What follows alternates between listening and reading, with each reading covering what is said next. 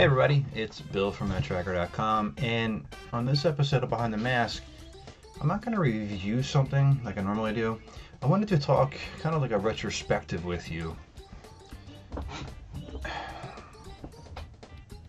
You had a favorite toy growing up, right? There was one that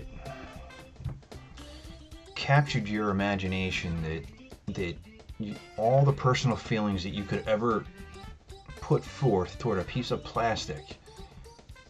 You had one. Boy or girl, whatever it was. It could have been an action figure, it could have been a stuffed animal, it could have been a blanket even, if you considered that a toy. We'll go with it. So, for me, having a large M.A.S.K collection, you would obviously think it would be my Thunderhawk that's autographed by Doug Stone. It's not. But we're going to talk about this later anyway. Here's a sneak peek.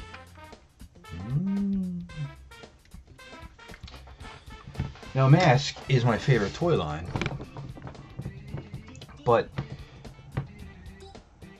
I don't just collect things because they're my favorite. I collect things because, well, they mean something else. Now, I have a couple different favorites along the line. I've talked about it a little bit here and there in different videos, and one of the most recent ones I talked about was gargoyles. Is Goliath my favorite toy from growing up? No, but it's awesome.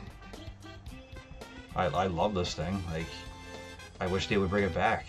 I think it'd be a gold mine for Disney if they did, but that's another day. I've talked about Ninja Turtles a little bit here and there. My favorite's always been Donatello. Is Donatello my favorite? Here he is. No, not the soft head, I'm sorry. But here he is here. He's ready to go. He's ready for action. Is this my favorite toy of all time? No, it's not. Masters of the Universe. One of my favorites. And obviously, this is everyone's favorite. Orko. No.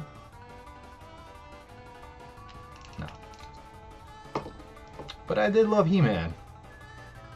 And now that I say that out loud looking at this, I feel a little weird. But as a kid, the Masters line was awesome. I mean, they hit a home run with it. It's kind of like hard to describe it to a kid today. I'd be like, this was a toy, because they don't look anything like these anymore. And scale-wise, well, I'm just going to grab a M.A.S.K figure here. Here's good old Matt-Trakker. Obviously, scale was always an issue.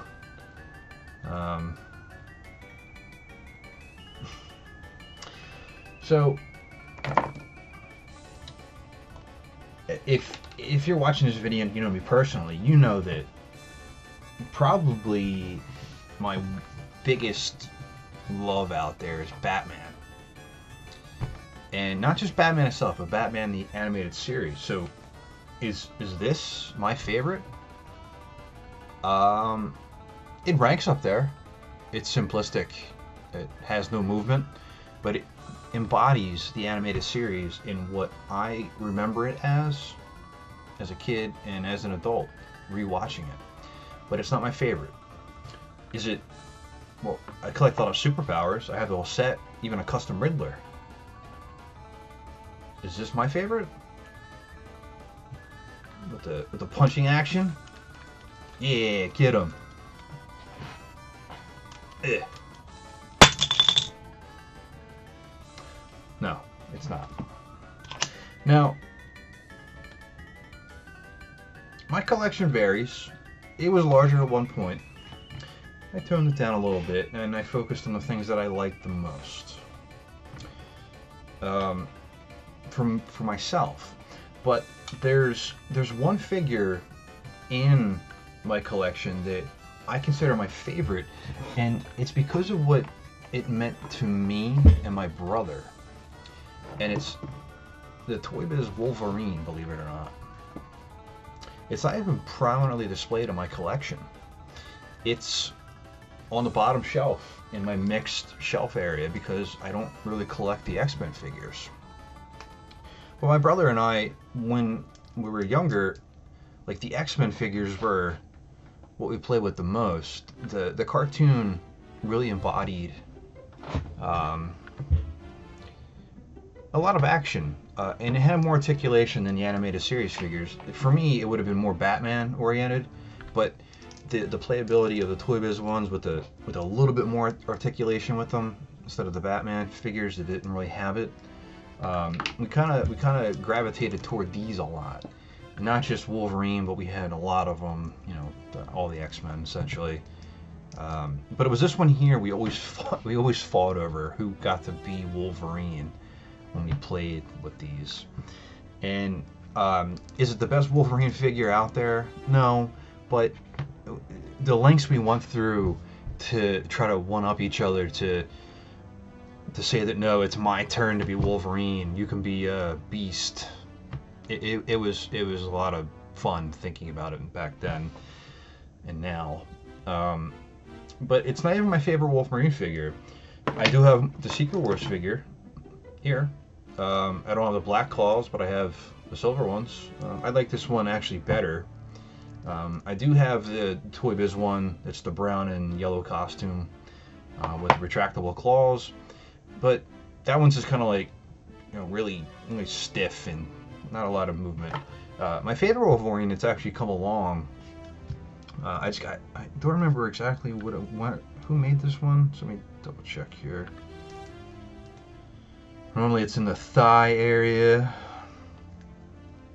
I'm sorry, Wolverine, I am checking you out way too much here. Can't find the date. But I know it was part of the Legends line. Actually, you know what? I can't even say it was part of the Legends line because this might have been before the Legends line, and it's just Wolverine here. It might be a Toy Biz line. I don't remember exactly. If you remember, let me know. But for me, it's not like the manufacturer. I don't care about that. I just always loved the expression that it had, the feeling that this was Wolverine. You know, the untamed animal was always my favorite rendition of it. But this one here, this piece of plastic is my favorite.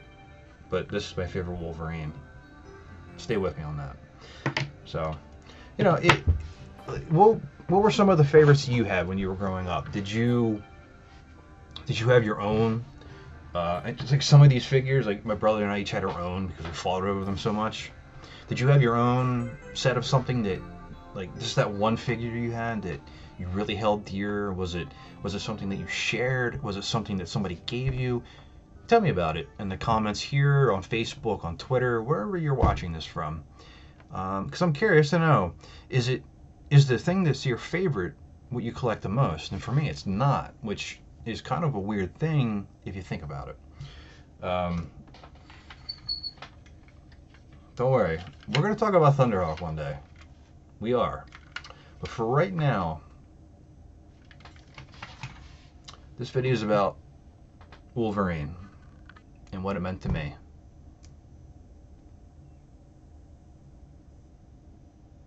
What the hell are you smiling at?